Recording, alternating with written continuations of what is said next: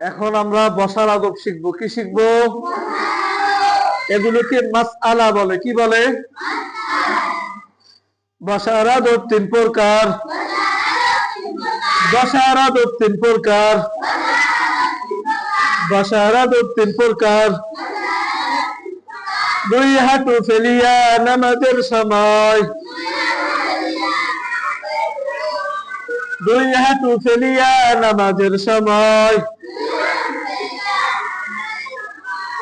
এক হাঁটু উঠাইয়া লিখার সময়। এক হাঁটু উঠাইয়া লিখার সময়। এক হাঁটু উঠাইয়া লিখার সময়।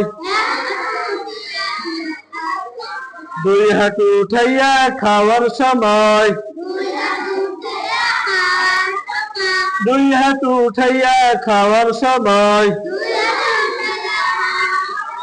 এই তিন প্রকারে বসা সুন্নাত।